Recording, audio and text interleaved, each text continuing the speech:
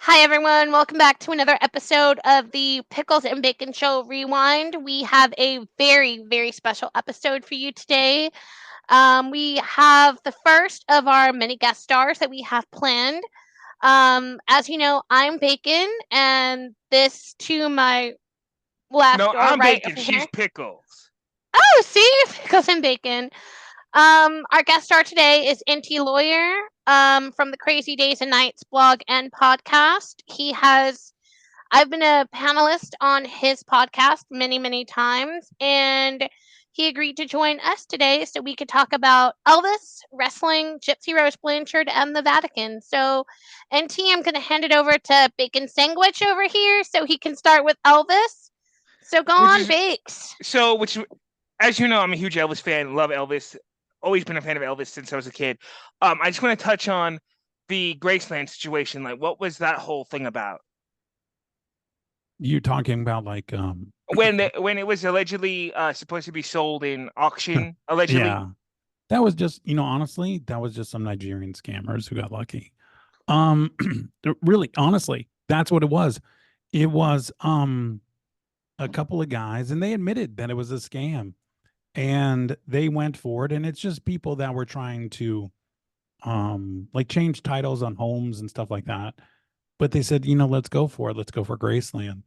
And let's see if we can sell it and make some money and everything like that. That's really all it was. It was just literally Nigerian scammers who, after the fact, said, "Yeah, we went for it." There was nothing. It was nothing to do with Priscilla. It was nothing to do with Riley. It was nothing to do with Lisa Marie or the Will or anything like that. It was literally Nigerian scammers. Okay, that's interesting to know. So there you guys go. For those of you who are also Elvis fans like me and were worried about it, there's the whole situation. It was just debunked. So there you go. Another subject I want to touch on is because I'm a huge wrestling fan. I do have a couple of really quick wrestling questions. One of them is about one of my favorite wrestlers, and that is John Moxley. As people may or may not know, right now Roman Reigns is going through a storyline where he's supposed to come back and I guess go after his family, the Bloodline. Could there possibly be a Shield reunion? Maybe Dean Ambrose might come back. Like, is there any insight on that you might know of? Wow, you are really into the Yeah, wrestling. yeah. Oh, here's my thing: is that Shield have reunited, a few times. I think though, because Dean has gone over to AEW, Hmm. um, I, I don't think that they will reunite. Um, I'm not. I'm really more of a um like a AEW past gossip wrestling kind of guy. But what I understand is, and maybe has Shield. I mean, Dean Ambrose, he's still at AEW, right? From what I've been told, I believe he is. I don't know. I had heard. Excuse me. I had heard that his contract was expiring soon, but I also heard rumors that he resigned again. So I'm not really sure. Yeah, I feel like with the Shield, it's obviously great, but when you have Roman, you have Seth, um, and they did split. But the thing is, when they split, they were still WWE, Yeah, right? yeah. So when that's the thing about wrestling, right? If everybody's still under the same organization, you can do whatever you want. You can have people come back, you can do whatever you want. But once they move over to AEW, then it becomes much, much harder to make that happen. I think that a lot of people in WWE have tried to say, hey, let's replace Dean. Um, I don't know if that's possible. Um, you have Becky and you have Seth. Um, I can you bring Becky into the Shield? I mean, I could see it if there was like maybe a girl in the team in the bloodline that they were currently feuding with. The only way I could see that being possible is if maybe the new bloodline uh brings in Nia Jax. Other than that, I don't see that happening. But as I said, is I kind of felt like the storyline was going in that way with Roman coming back recently at SummerSlam, and then like I know that he's going to Raw, so I was like, what better way for them to kind of open that door? But if Ambrose, aka Moxley, is at AEW, they really can't open this door unless they put Cody in there. But Cody, I mean, Love Cody, I do. Don't get it twisted. But he's not going to fit in that line of the Shield. Yeah, I would love to see like Dean come back and everything, but it's going to have to take Dean coming back to WWE before you ever get the Shield. Yeah, yeah, I believe so. I mean, as much as I think everybody would like to see it, you got to have him back because how are you going to make that happen? It's kind of like if you wanted to put it, if everybody's not a wrestling fan, it'd be like, if you have some trio of NBA players that you love, but one of the NBA players goes to a different team, you can't put the trio back together unless that person comes back to that team. Or So kind it's of the like the same way. Monkees without Mike Nesmith. Exactly. It's just like that. Or, Sammy Hagar, David Lee Roth. I mean, there's so many kind of apropos kind of conversations you can have, but you need Dean Ambrose to come back to WWE, or you're just talking about it. And it's not to say that it won't happen, but I'm just saying right now it's not going to happen. Okay, and then one final wrestling question, and then I'll turn it over to Pickles. My last question is: I know that Sting just recently retired from AEW. Any chance we might see him come back to WWE? Okay, now that is a different kind of situation because when you retire from thing, then maybe he could come back, because of the fact that that career's over, right? Mhm. So, and that was back at March, so he could come back to WWE. That could happen, but the whole Dean Ambrose thing probably not. Okay, well, I think that's all the questions I have. Pickles? All right. Hi, Auntie. Thanks for talking to the Bacon Sandwich regarding wrestling. I'm sure we'll pick up some other things, but my thing is I wanted to go straight into Gypsy Rose. I know that she's a very like polarizing figure, just getting out of prison and everything like that. My whole thing was, in the beginning, like I was like, okay, yeah, she's coming out of prison, she's doing her thing, but then she started getting in with the Kardashians and needled her way in with uh Northwest and the whole Lion King thing, and now there's rumors that she's faking this pregnancy to stay out of jail, and then there's like all these rumors going on TikTok. So what is the actual story about what's happening with Gypsy Rose right now? I don't think she's faking a pregnancy. I think that I'm not 100% convinced that Ken Urker is the dad. That's my thing with all of that. I think that her going with the Kardashians and stuff was the Kardashians trying to glom onto her popularity. Um, there have been some rumors that she was hooking up with some other people prior to Ken Urker. So if I was Ken Urker, I would definitely want to have some kind of DNA test when the baby is born. I haven't heard anything about her going back to prison really. She seems to be following the advice of her probation officer. There were some instances at the beginning where, the probation officer's like, okay, you need to stay off social media, you need to do this, you need to do that. I think it's a really strange move. Like, let's say Ken Urker is the dad, and I'm not 100% convinced that Ken Urker is the dad. That it feels weird and it feels very manipulative just to try and get people to like her, find some new opportunities, some new storyline. Because no matter what with Gypsy Rose, it feels like everything she does is very manipulative. I agree. And then I'm also seeing that a lot of people were saying that she recently got into a fight with her stepmom, and then like all these people are insiders, but I haven't seen like any proof. I haven't seen any news coming out that she got into a fight with her stepmom and all of that. But then also I did see something that was very interesting saying that when Gypsy Rose was in prison, that her stepmom was controlling the narrative. And I mean, do you think all of that is true? That her stepmom was trying to carefully control her image because her father was very neglectful? I mean, is that even possible? I think that the fight with her stepmom actually probably happened.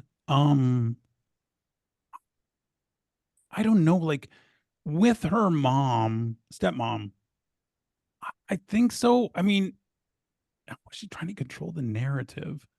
I mean, she really had an open playing field while Gypsy was in prison, right? Um, Yeah. so I think that that's possible. And the stepmom is like, okay, I'm not as relevant, but I don't feel like the stepmom was really that relevant while Gypsy Rose was in prison, because I don't think that Gypsy Rose was all that relevant while she was in prison.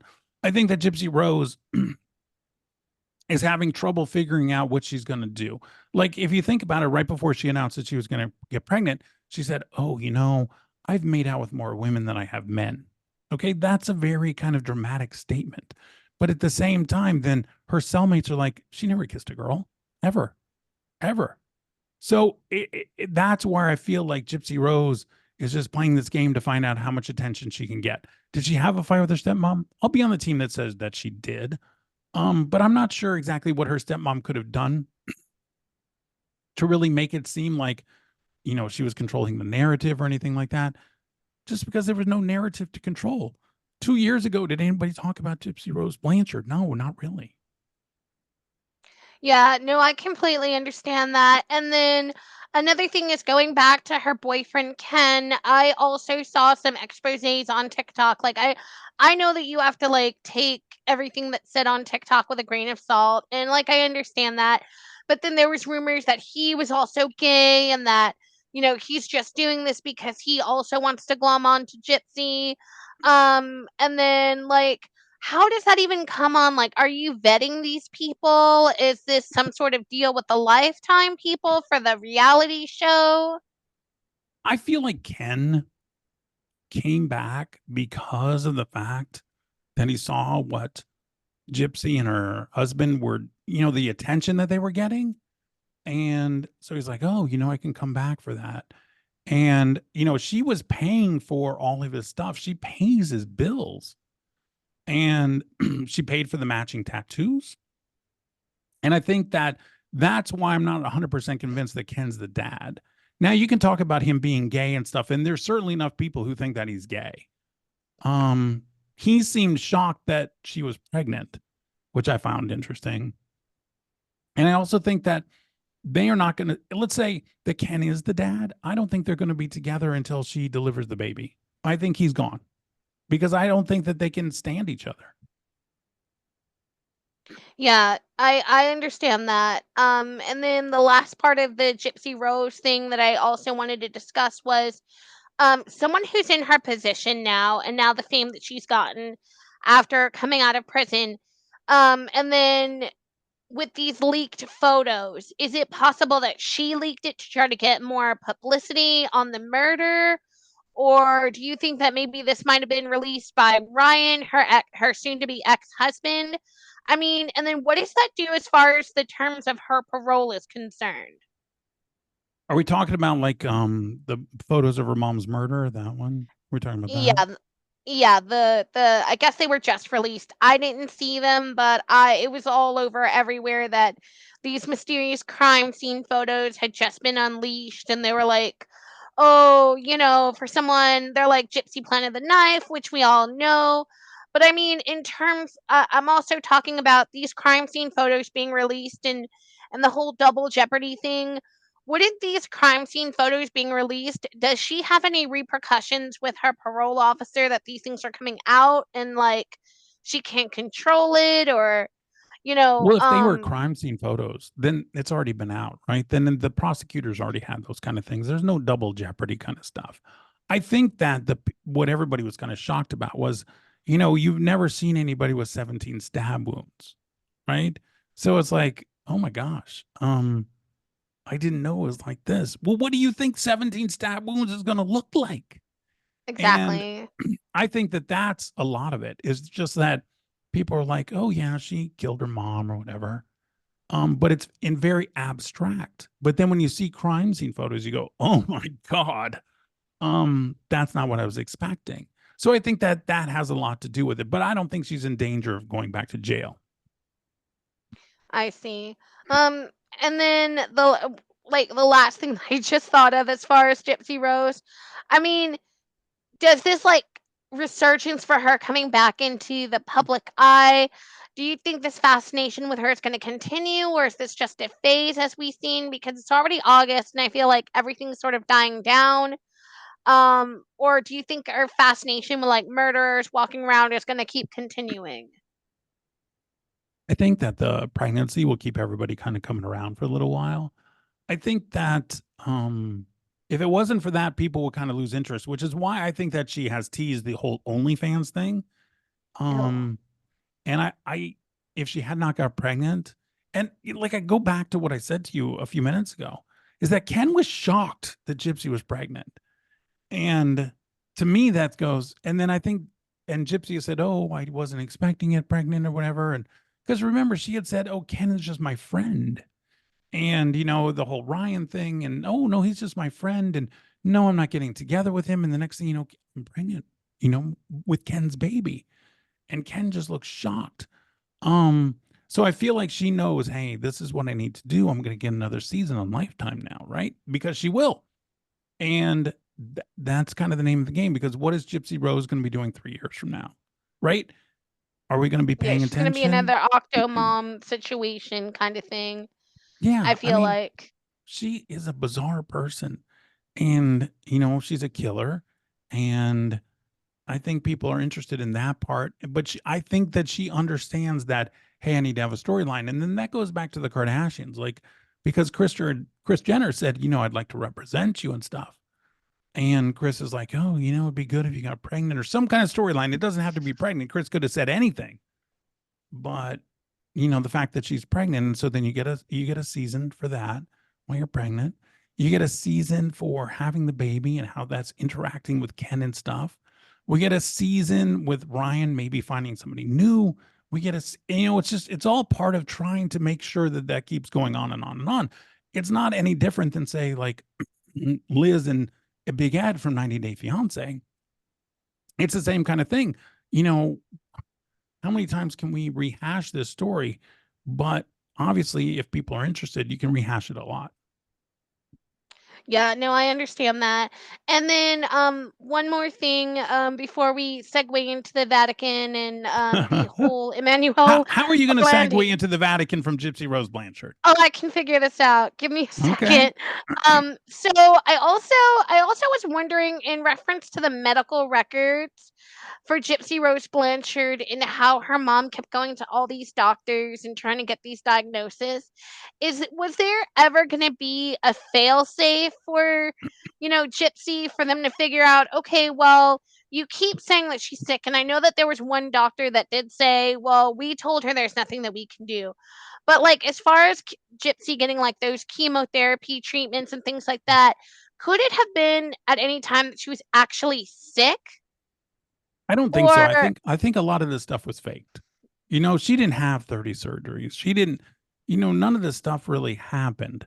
And, I'm not 100% sure that, any of these medical conditions were real. I think that people still believe that like her salivary glands were removed and stuff like that. Um, 300 surgeries, no. 30 surgeries, no. And I think that um I, I don't know what we're gonna do with medical records. We're never gonna get the medical records. Um, I think that Gypsy Rose did have problems with her teeth, but that's about it. Um, I don't know. She like the salivary glands was a big deal, but you can't lick your lips as much as she licks her lips if you have a salivary gland issue. It's like, if you have your salivary glands removed, basically you would just have water leaking out of you. So I don't know. I just a lot of this stuff is made up and there's no way to really check. yeah, I completely agree. So anyways, speaking about medical records, I remember that you had that Vatican story about the missing girl from 1983, the Manuela Orlandi from the Vatican. I like to do research on different things and like things I don't understand. And one thing that I did discover when I was researching the Vatican is that the Vatican is its own city and It's its the own Pope is country. Yeah, it's its own country, and the Pope is technically a monarch. But my whole thing is, apart from all the missing children and people that have gone missing under the eye of the Vatican, is what kind of secrets do they hold? And my other thing was the manuscripts to the Bible as we know, because it's always fascinated me how there's so many different versions of the Bible. Um, like the Book of Mormon, which is separate from the Bible, but then they have like their own version of the Bible. And then you have like the Jehovah's Witness Bible and things like that. Does the Vatican have some sort of hold on the scriptures in the Bible? And is that part of their like secrets that they may be holding on to? And is there like, do they have, are they, since they are their own country, are they represented like with NATO and like the World Summit? Because I find those types of things fascinating as far as the Vatican. So what can you tell me about like them holding scriptures and things like that as we know it? Okay. You've asked a lot in one question. Um, okay. The Book of Mormon is completely different. The Vatican has nothing to do with that. That is just some guy who was like, oh, how can I grift off some people? And so the Book of Mormon existed. Um, what was the other book that you asked about? The Jehovah's Witnesses. Same thing. Okay. Here's what you need to ask a Jehovah's Witness. You go up to them and say, and I forget the exact number, but let's say it's 160,000 people are allowed in heaven, which is what the Book of Jehovah's Witness says. It's a different number than 160,000. I got that. But it is a number that has long been surpassed by the number of Jehovah's Witnesses that have died. So what are they still doing out there? Now the Vatican, this is very interesting. They are a country. They're not a member of NATO. There's only there's I think 12 or 13 countries that are a member of NATO. But they are an actual country. You can get an actual passport from the Vatican. And I think that the Vatican has always said, look, we want to have a control on the books and stuff.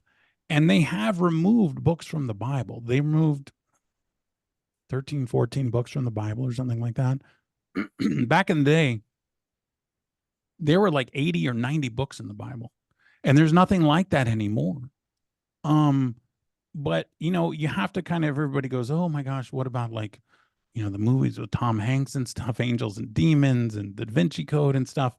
Yeah, because the Vatican is still an organization that is still concerned with making sure that they make money, making sure that they keep everything the way that they want it. And the Vatican is just, it's not a scam. Okay. It's not like something that's completely made up. It's not like the Book of Mormon. It's not like Jehovah's Witnesses. There are obviously a great number of people all over the world that believe in the Old Testament and New Testament, but there's certain religions that only believe in the New Testament. There's certain religions that only believe in the Old Testament. But the Catholic Church doesn't want anybody to argue with their doctrine, their philosophy. And so then they had these certain books removed from it. Now, when you talk about why doesn't the Vatican want anyone to see the original Bible? Okay, but what is the original Bible? Because, is it the Greek? Is it Aramaic? Is it, the Sumerian? What is the original, versions of the Bible? What are the, in the Dead Sea Scrolls in Israel that were found? There's little bits and pieces. What does the Vatican not want you to see? What do they want you to see? And I think that it was a lot different, maybe like 100 years ago. It's a lot more difficult now. But I think that people, when they see Da Vinci codes and angels and demons and stuff, then they go, oh my gosh, the Vatican's hiding everything. The Vatican is hiding things that are detrimental to them. It's the same way as they covered up all the priests abusing the kids and stuff like that, because it was detrimental to the Catholic Church. Because above and beyond, the Catholic Church is still an organization that is concerned with keeping the Catholic Church alive and keeping the Catholic Church flush with cash and keeping the Catholic Church with all its parishioners and keeping the Catholic Church important where they have their own country. So that is the Catholic Church. Yeah. The next part of the Vatican and like their secrets that I was wondering was the Book of Enoch. I think that's what it's called, where it explains like the demons that live in the sea and so on. Is there a chance that that will ever be published or like brought out to the mass media as far as letting people see what's actually out there? Because I feel like if it was published, I think the view of the Catholic Church would be a whole lot different than what it is now. I mean, do you think about that? I think about it a lot. I think that the Book of Enoch, people know it exists, but the thing is, we don't have all of it, right? And I think that even the authors of the New Testament and a lot of religions, a lot of denominations, focus. They don't want to focus on the New Testament. They focus on the Old Testament. It's much more, um, dark, and it's much more obey this kind of thing. But then there's other religions that are strictly New Testament. And the authors of the New Testament, they knew about Enoch. It's mentioned in certain books in the New Testament. But the problem, like Deuteronomy, I know it's for sure mentioned in there. But going back to what I said about the Dead Sea Scrolls, the Book of Enoch was part of it. I'm not sure that it's really a Catholic thing as much as it's a Jewish thing. And the problem is that the Jewish people don't like Enoch because it's inconsistent with the Torah. And when it's inconsistent with the Torah, then they go, oh, we've had all this and we say this and we say this. And then somebody goes, well, look at the Book of Enoch. It doesn't say this. It doesn't say that. But that's my problem with a lot of this stuff, is that if you go talk to like rabbis in the Jewish faith, they go, oh, no, no, no, no, no, no, no. It's the antithesis to everything that we believe and all this kind of stuff. So we're going to pretend it doesn't exist.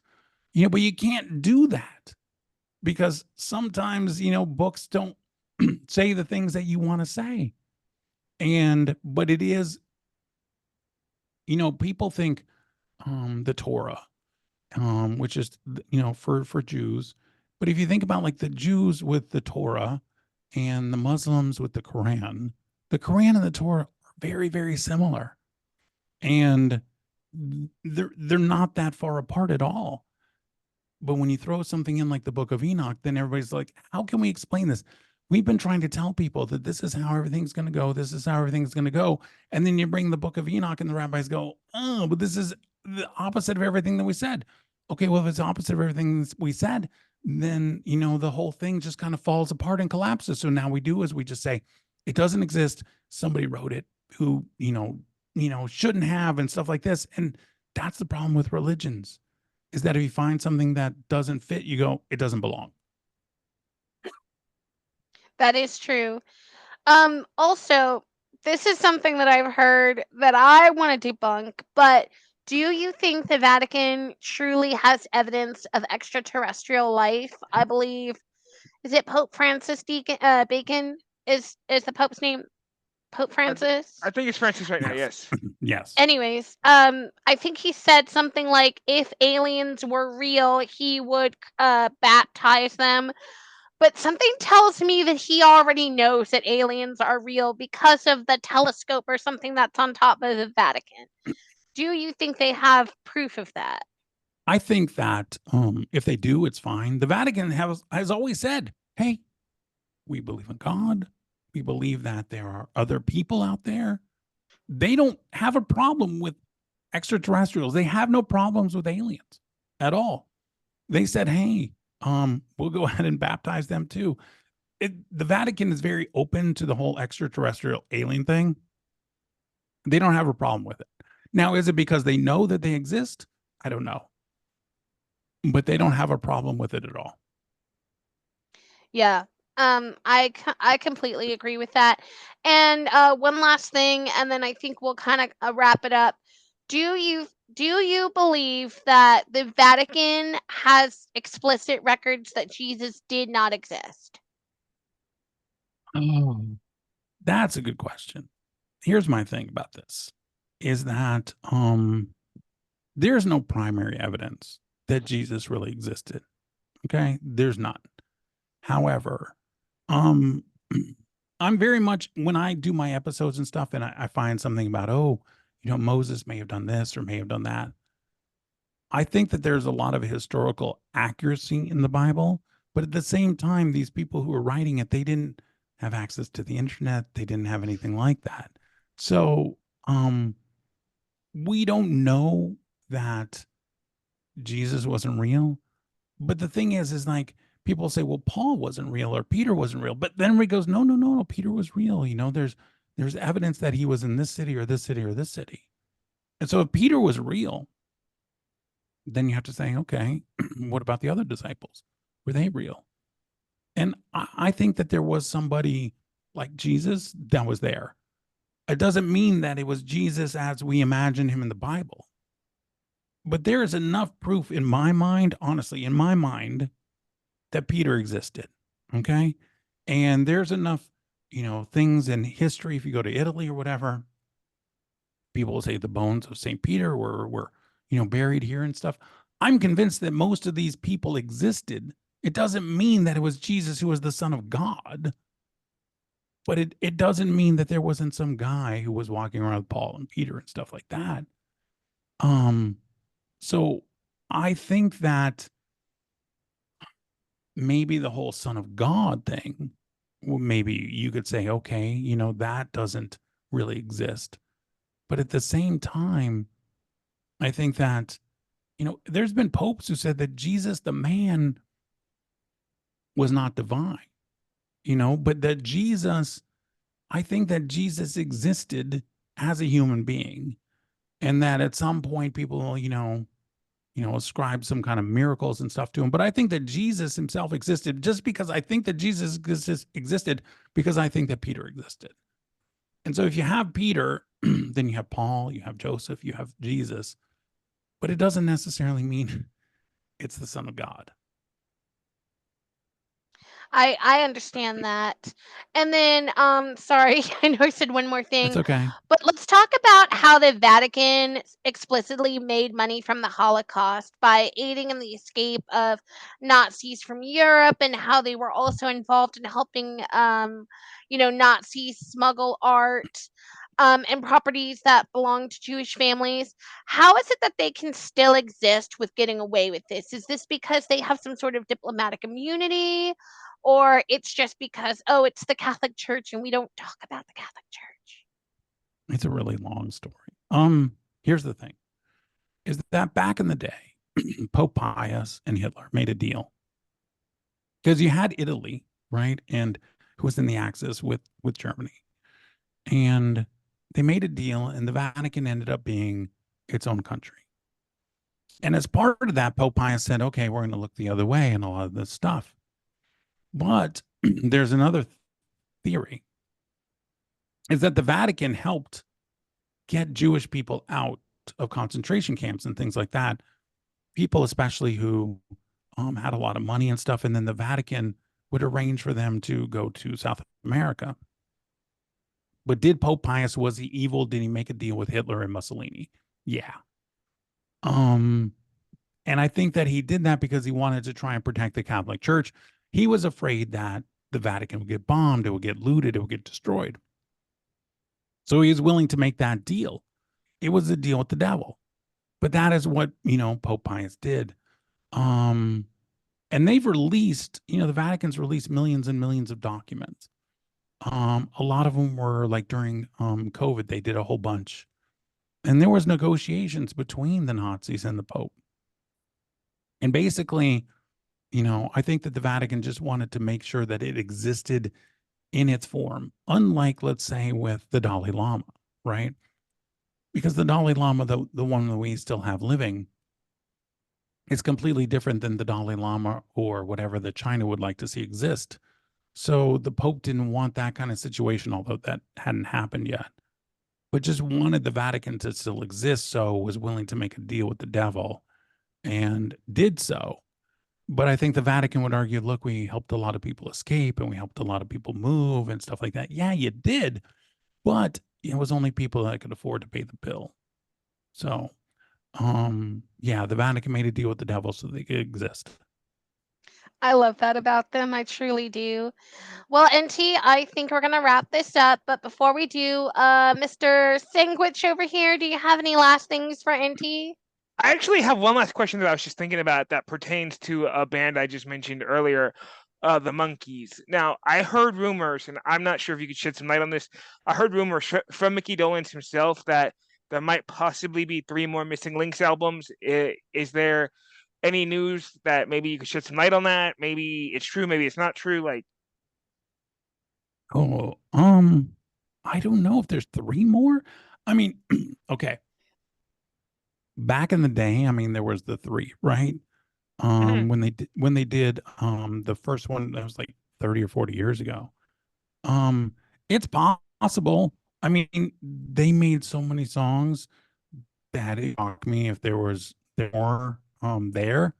Um, we had one in 1987 and then 2 in the 90s. I think we had 2 in the Yes, 90s. yes. So it wouldn't shock me if there was more. It wouldn't shock me if there was enough for 5 or 6 more. Um, just because of the fact that they were just pumping these things out. I mean, these songs are 2 minutes long, so it doesn't take long. So it wouldn't shock me if there was 3 more. Okay, well, that's all the questions I have. All right. Thank you so much, NT, for coming on this tiny little podcast and for agreeing to be with us. I know it was a little chaotic and kind of everywhere, but the door's always open to you if you maybe have some wrestling things that you want to discuss with the Mhm. sandwich over here, or if I think of anything, I'll email you because I haven't been on the podcast recently. But again, thank you so much for coming, and it was a pleasure to have you. I appreciate it. Thank you so much for having me. All right. Bye, you guys. Bye.